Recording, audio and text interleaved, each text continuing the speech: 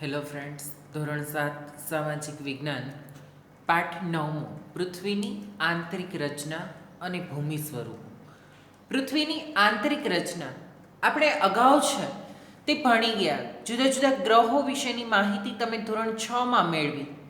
સૌર પરિવારમાં જુદા જુદા 8 ગ્રહો આવેલા છે, તેમાંનો પૃથ્વી પણ એક ગ્રહ છે. અને અંતરિક્ષ ઉપરથી લેવાયેલા પૃથ્વીના ફોટા જોતા આપણને ખ્યાલ આવ્યો કે પૃથ્વી છે તે કેવી છે, તો કે ગોળ છે. બરાબર છે. તો આખી ગોળ પૃથ્વી છે, તો આ ગોળાની અંદરના ભાગમાં શું રહેલું છે? ગોળ પૃથ્વીની અંદરના ભાગમાં જેમ આપણે તરબૂચ કાપીએ છીએ તો અંદરના ભાગમાંથી આપણને તરબૂચનો ગર, બી વગેરે જોવા મળે છે. પોપૈયું કાપીએ તો એ અંદરના ભાગમાંથી ક્યાંક પોલું છે, અંદર બી આવેલા છે. સાકરટેટી તમે કાપશો તો એ પણ અંદરથી દડો છે, તેને કાપવામાં આવે તો એ અંદરથી પોલો છે. તો આ પાઠની અંદર આપણે શું જોવાનું છે કે પૃથ્વી પણ આવા ગોળા સ્વરૂપમાં છે. તો આ પૃથ્વીના ગોળાની અંદરના ભાગમાં શું રહેલું છે, એટલે કે તેનો આંતરિક ભાગ ભૂગર્ભ કેવા પ્રકારનો છે, તેના ગોળાની અંદર શું રહેલું છે, તેના વિશેની માહિતી છે તે આ પાઠની અંદર આપણે મેળવશું. વિગતવાર આપણે પાઠ શરૂ કરીએ તો આપણી પૃથ્વી એક એવો ગ્રહ છે કે જેના પર વિકસિત જીવન જોવા મળે છે. બરાબર છે. અન્ય કોઈ પણ ગ્રહની ઉપર વિકસિત જીવન જોવા મળતું નથી. આપણી પૃથ્વી જ એક એવો ગ્રહ છે કે જેના પર વિકસિત જીવન જોવા મળે છે. એટલે કે જનજીવન છે તેનો વિકાસ છે તે પૃથ્વી ગ્રહ ઉપર થયેલો છે. અન્ય અવકાશી પિંડોની જેમ પૃથ્વીનો આકાર પણ ગોળાકાર છે. તેમાં અંદર અને બહાર સતત પરિવર્તન થતું રહે છે. શું તમે વિચાર્યું છે કે પૃથ્વીના આંતરિક ભાગમાં શું હશે? પૃથ્વી કેવા પદાર્થોની બનેલી હશે? કારણ કે પૃથ્વીનો જે અંદરનો ભાગ છે, બરાબર છે, તેમાં પણ સતત ફેરફારો થતા રહે છે, જેને આપણે જોઈ શકતા નથી, પરંતુ બાહ્ય ફેરફારોને આપણે નિહાળી શકીએ છીએ, જોઈ શકીએ છીએ. તો આ પૃથ્વીના આંતરિક ભાગમાં કેવા પ્રકારના ફેરફારો થાય છે, આંતરિક ભાગ કેવો રહેલો છે, તેના વિશેની વાત કરીએ તો પૃથ્વી એ ડુંગળીની માફક એક ઉપર એક સ્તરથી ગોઠવાયેલી અનેક સ્તરોની બનેલ છે. બરાબર છે. ડુંગળીની માફક જ છે પૃથ્વી. બરાબર. એકની ઉપર એક સ્તર ગોઠવાયેલું છે. બરાબર છે. અંદરથી ખાલી નથી, એકની ઉપર એક સ્તર ગોઠવાયેલું છે અને આ અનેક સ્તરો ભેગા થઈને પૃથ્વીનો વિશાળ ગોળો છે તેની રચના થયેલી છે. પૃથ્વીના સૌથી ઉપલા સ્તરને ભૂકવચ કહે છે. બરાબર છે.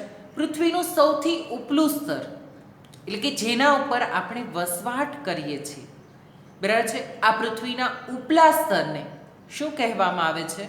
ભૂકવચ તરીકે ઓળખવામાં આવે છે. એ ભૂમિખંડ પર આશરે 35 કિલોમીટર સુધી હોય છે. એટલે કે ખોદકામ કરતા આ ભૂકવચ છે તે કેટલા કિલોમીટર હોય છે? 35 કિલોમીટર જેટલું આ ભૂકવચ રહેલું છે. ભૂમિખંડની સપાટી ખાસ કરીને સિલિકા અને એલ્યુમિના જેવા ખડકોથી બનેલી છે. અને ભૂમિખંડની સપાટી એટલે કે આપણે જે સપાટી પર વસવાટ કરીએ છીએ, બરાબર છે, આ સપાટી સિલિકા અને એલ્યુમિના જેવા ખડકો દ્વારા છે તે બનેલી છે. તેથી તે સિયાલ, સી એટલે સિલિકા અને એલ એટલે એલ્યુમિના, સિયાલ કહેવામાં આવે છે.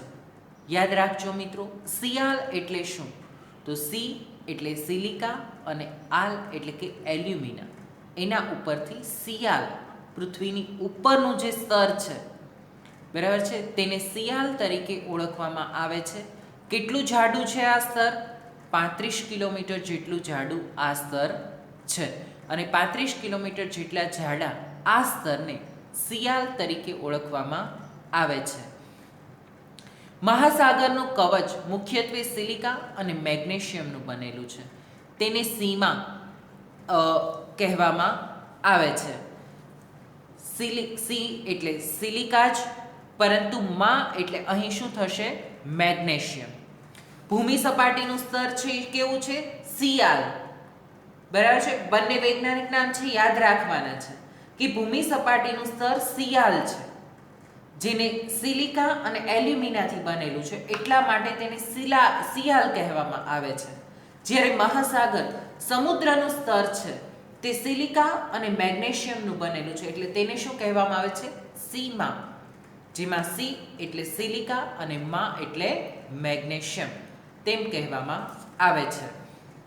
તમને એ વાત પણ જાણવી ગમશે કે પૃથ્વીના કદનો માત્ર 0.5% ભાગ ઘન પોપડો છે. બરાબર છે. આખો ગોળો છે, બરાબર છે, તેનો 0.5% ભાગ જ ઘન પોપડો છે. 16% ભાગ મેન્ટલ અને તે 83% ભૂગર્ભ છે. પૃથ્વીની ત્રિજ્યા 6371 કિલોમીટર જેટલી છે. તમે ગણિતમાં ત્રિજ્યા ભણો છો, બરાબર છે, તો આખો ગોળો છે તેની ત્રિજ્યા કેટલી છે? 6371 કિલોમીટર જેટલી છે. જેમાં ઉપલું સ્તર એટલે કે આપણે જે સ્તર પર વસવાટ કહીએ છીએ સિયાલ, બરાબર છે, જે સિલિકા અને એલ્યુમિના મિશ્રિત છે, તે કેવડું છે? તો એ 35 કિલોમીટર જેટલું લાંબુ છે. આ કવચની બરાબર નીચે મેન્ટલ છે, જે આશરે 2900 કિલોમીટર જેટલું છે. બરાબર છે. યલો રંગનું જે દેખાય છે આકૃતિમાં, તેને શું કહેવાય છે? મેન્ટલ, જે 2900 કિલોમીટર જેટલું ધરાવે છે, ઊંડાઈ છે તે ધરાવે છે. તેની ત્રિજ્યા આશરે 3500 કિમી જેટલી છે. બરાબર છે. પોપડો છે, બ્રાઉન રંગ જે છે, બરાબર છે, તેની ત્રિજ્યા કેટલી છે? 35 કિલોમીટર જેટલી. ત્યાર પછી મેન્ટલ, તે 2900 કિલોમીટર જેટલી છે, બરાબર છે. અને ત્યાર પછીનું સ્તર છે તે 3500 કિલોમીટર જેટલું બાહ્ય ભૂગર્ભનું સ્તર છે. અને ત્યાર પછી છે આંતરિક ભૂગર્ભ, જે લાલ રંગનું સ્તર ધરાવે છે. અહીં ચિત્રની અંદર જે લાલ રંગ દર્શાવેલો છે તે આંતરિક ભૂગર્ભ છે. એટલે કેટલા ભાગો છે? તો કે પૃથ્વીનો પોપડો એટલે કે ઉપરનું સ્તર, મેન્ટલ એટલે કે વચ્ચેનું સ્તર, ત્યાર પછી બાહ્ય ભૂગર્ભ અને આંતરિક ભૂગર્ભ, એમ 4 સ્તરો છે તે જોવા મળે છે. જે ખાસ કરીને પૃથ્વીનું આંતરિક સ્તર ભૂગર્ભ, જે ખાસ કરીને નિકલ અને ફેરસ એટલે કે લોખંડનું બનેલ છે, તથા તેને નિફે એટલે કે નિકલ અને ફેરસ કેન્દ્રીય ભૂગર્ભ તાપમાન અને દબાણ અને પદાર્થોની ઘનતા ત્યાં વધારે જોવા મળે છે. બરાબર છે. એટલે કે પૃથ્વીના આ 4 સ્તરો વિશેની માહિતી છે તે આપણે મેળવી. ફરીવાર એનું એક રિવિઝન કરીએ તો સૌથી પહેલું સ્તર છે, બરાબર છે, તે સિયાલ. સિયાલ છે તે શેનું બનેલું છે? તો કે સિલિકા અને એલ્યુમિના મિશ્રિત છે. કેટલું લાંબુ છે? 35 કિલોમીટર જેટલું લાંબુ છે. બ્રાઉન રંગનું જે સ્તર તમે જોઈ રહ્યા છો એ સ્તર કયું છે? સિયાલ છે. ત્યાર પછીનું સ્તર છે તે કયું છે? તો મહાસાગરવાળું જે સ્તર છે, બરાબર છે, તે સીમા, જે મહાસાગરના તળિયે આવેલું છે, જેમાં સિલિકા અને મેગ્નેશિયમથી બનેલું હોવાને કારણે આ સ્તર છે તે સીમા. સિયાલ અને સીમા બંને બાહ્ય સ્તર છે. સાવ ઉપરના ભાગમાં જે બ્રાઉન રંગનું તમે જોઈ રહ્યા છો તે, કારણ કે સમુદ્ર પણ પૃથ્વી સપાટીનું ઉપલું સ્તર છે અને જમીન પણ પૃથ્વી સપાટીનું ઉપલું સ્તર છે. ત્યાર પછીનું બીજું સ્તર છે તે કયું છે? મેન્ટલ, જે પીળા રંગનું આકૃતિમાં દર્શાવેલું છે, બરાબર છે. આ મેન્ટલ સ્તર છે તેની જાડાઈ કેટલી છે? 2900 કિલોમીટર જેટલી જાડાઈ છે તે ધરાવે છે. એટલે કે 2900 કિલોમીટર સુધી આ સ્તર ફેલાયેલું છે. પૃથ્વીનું સૌથી આંતરિક સ્તર ભૂગર્ભ છે, જેની ત્રિજ્યા 3500 કિલોમીટર જેટલી છે, જેમાં બાહ્ય ભૂગર્ભ અને આંતરિક ભૂગર્ભ બંનેનો સમાવેશ થાય છે. એટલે કેસરી અને લાલ રંગનું સ્તર છે, બરાબર છે, તેને ભૂગર્ભ કહેવામાં આવે છે, જે કેટલી ત્રિજ્યા ધરાવે છે? 3500 કિલોમીટર જેટલી ત્રિજ્યા ધરાવે છે, જે ખાસ કરીને નિકલ અને ફેરસ એટલે કે નીફે, બરાબર, નિકલ અને ફેરસનું બનેલું છે તથા તેને નીફે, નિકલ અને ફેરસ તરીકે ઓળખવામાં આવે છે. કેન્દ્રીય ભૂગર્ભમાં તાપમાન, દબાણ અને પદાર્થની ઘનતા ખૂબ જ વધુ હોય છે, બરાબર છે. કેન્દ્રીય ભૂગર્ભની અંદર તાપમાન, દબાણ અને પદાર્થની ઘનતા છે તે ખૂબ જ વધારે જોવા મળે છે. આમ પૃથ્વીનો ગોળો છે તે 4 સ્તરથી બનેલો છે. પોપડો, જેને પૃથ્વીનું આપણે બાહ્ય સ્તર કહીએ છીએ, જે કયા વિભાગમાં છે? 2 વિભાગમાં વહેંચાયેલું છે, સિયાલ અને સીમા. સિયાલ એટલે ભૂમિભાગ, જે સિલિકા અને એલ્યુમિનિયાથી મિશ્રિત છે. સીમા એટલે કે સમુદ્રનો સપાટી, જે સિલિકા અને મેગ્નેશિયમથી મિશ્રિત છે, તેને સીમા તરીકે ઓળખવામાં આવે છે. એટલે 2 વિભાગ જોયા આપણે. પૃથ્વીના ઉપલો પોપડો છે તે કેટલા કિલોમીટર જેટલો છે જાડો? તો આ પોપડો છે તે 35 કિમી જેટલું જાડાઈ ધરાવે છે. ત્યાર પછી મેન્ટલ, જે 2900 કિમી જેટલી લાંબાઈ છે તે ધરાવે છે. અને ત્યાર પછી ભૂગર્ભ. ભૂગર્ભ 2 ભાગમાં વહેંચાયેલું છે, બાહ્ય ભૂગર્ભ અને આંતરિક ભૂગર્ભ, જેને નીફે તરીકે પણ ઓળખવામાં આવે છે. નિકલ અને ફેરસ ધાતુઓથી બનેલું છે, એટલા માટે તેને નીફે કહેવામાં આવે છે. અને આ ભૂગર્ભ છે તે કેવડું છે? તો આ ભૂગર્ભ છે તે 3500 કિમી જેટલી જાડાઈ છે તે ધરાવે છે, બરાબર. એટલે પૃથ્વીની આ ગોળાની રચના છે તે કેવા પ્રકારની છે તેની સમજ છે તે આપણે મેળવી. અન્ય એક આકૃતિ દ્વારા પણ આ ગોળાની સમજ છે તે આપણે મેળવીએ તો પૃથ્વીની આંતરિક રચના તમે અહીં જોઈ રહ્યા છો, જેમાં સૌથી ઉપરનો ભાગ તમને દેખાઈ રહ્યો છે, જે બ્લુ કલર અને ગ્રીન કલરનો છે, બરાબર છે. જેમાં બ્લુ કલર છે તે શું દર્શાવે છે? સમુદ્ર. અને ગ્રીન કલર છે તે જમીન ભાગ છે, બરાબર છે. તે પૃથ્વીનું સૌથી ઉપરનું કવચ છે, બરાબર છે, જેના દ્વારા પૃથ્વીની રચના થયેલી છે. બાહ્ય ભાગ, જેને આપણે જોઈ શકીએ છીએ ને જેની ઉપર આપણે વસવાટ કરીએ છીએ, તે આ ઉપરનું કવચ છે તે કેટલી જાડાઈ ધરાવે છે મિત્રો? 35 કિલોમીટરની જાડાઈ ધરાવે છે. હવે તમને સ્પષ્ટ યાદ રહી ગયું હોવું જોઈએ કે આ સ્તર છે તે 35 કિલોમીટર જેટલી જાડાઈ છે તે ધરાવે છે. ત્યાર આ સ્તર છે તે 2 વિભાગમાં વહેંચાયેલું છે, સિયાલ અને સીમા, જેની ચર્ચા પણ આપણે કરી લીધી છે. સિયાલ એટલે કે સિલિકા અને એલ્યુમિના મિશ્રિત, અને સીમા જે સમુદ્રના તળિયાનો ભાગ છે તે જે સિલિકા અને મેગ્નેશિયમ મિશ્રિત છે. ત્યાર પછીનું કવચ છે તે મેન્ટલ, જ્યાં કેસરી રંગનો ભાગ તમે જોઈ રહ્યા છો, બરાબર છે. અહીં કલર ફરી ગયો છે, તે ભાગ કયો છે? મેન્ટલ ભાગ છે. આ કેટલો જાડો છે? તો તમે અહીં પણ એની જાડાઈ છે તે વધારે જોઈ રહ્યા છો. તે ભાગની જાડાઈ કેટલી છે? 2900 કિલોમીટર જેટલી છે. તેની ત્રિજ્યા તેને પણ ગણવામાં આવે છે, બરાબર છે. એટલે ત્રિજ્યા તમે ગણિતમાં ભણો છો એટલે તમને ખ્યાલ છે. અને ત્યાર પછીના બંને ભાગ છે તેને આંતરિક ભાગ છે, ભૂગર્ભ કહેવામાં આવે છે. ભૂગર્ભ પણ 2 ભાગમાં વહેંચાયેલું છે, બાહ્ય ભૂગર્ભ અને આંતરિક ભૂગર્ભ, બરાબર છે. સાવ નાનો ગોળો છે તે આંતરિક ભૂગર્ભ છે, અને એની ઉપરનો ગોળો છે તે બાહ્ય ભૂગર્ભ છે. તો બાહ્ય ભૂગર્ભ અને આંતરિક ભૂગર્ભ બંનેની ત્રિજ્યા કેટલી છે? 3500 કિલોમીટર જેટલી ત્રિજ્યા ધરાવે છે. આમ પૃથ્વીની રચના, પૃથ્વીનો ગોળો છે તે 4 વિભાગમાં વિભાજિત છે. હવે આપણે જોવું છે ખડકો અને ખનિજો વિશે. તો ખડકો અને ખનિજો, ખડક પોતાના ગુણ, કદ અને તેની નિર્માણની ક્રિયાના આધારે અલગ અલગ હોય છે. ખડકોની પ્રક્રિયાની દ્રષ્ટિએ ખડકોના 3 ભાગ છે તે પાડવામાં આવે છે. આ 3 ભાગ કેવી રીતે પાડેલા છે?